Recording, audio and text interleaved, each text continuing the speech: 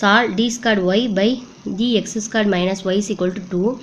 என்ன கொடுத்துருக்காங்க? Y 0 equal to 0, y 1 equal to 1, h equal to 1/4ன்னு கொடுத்துட்டாங்க.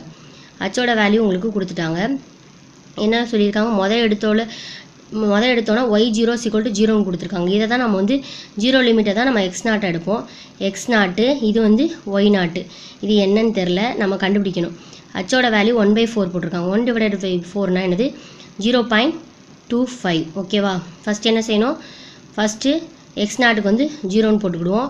x1க்கு வந்து 0.25ன்னு போட்டுக்கிடுவோம்.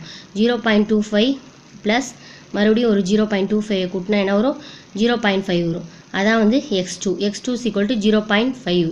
அடுத்து என்ன செய்வோம்? 0.5 ப்ளஸ் அடுத்து ஒரு 0.25 கூட்டினா அடுத்து வர ஆன்சர் 0.75.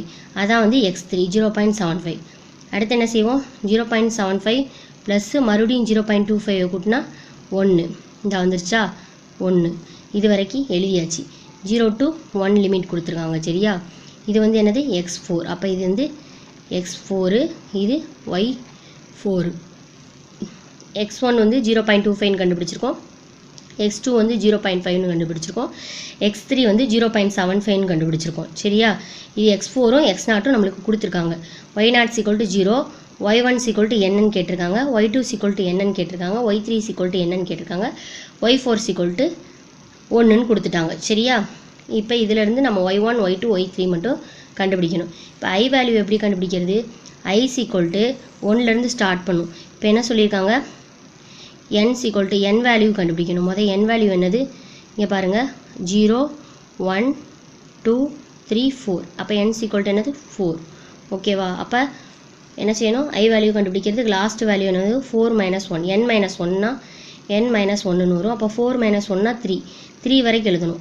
1, 2, 3. 1ல் ஸ்டார்ட் பண்ணி எண்டிங் வந்து n - 1ஓட எண்ட் ஆகணும். சரியா? ஃபார்முலாவில் கொடுத்துருக்காங்கல்ல, ஐ ஈக்குவல் டு 1ல் ஸ்டார்ட் பண்ணி எண்ட் ஆகுறது வந்து n - 1ல் எண்ட் ஆகணும். ஸோ வந்து 1ல் ஸ்டார்ட் பண்ணியாச்சு. என்னோட வேல்யூ 4ங்கிறனால 4 - 1னா 3ஓட எண்ட் ஆகணும். I1, I2, I3. அதான் y1, y2, y3 கண்டுபிடிக்க போகிறோம் இதை வச்சு.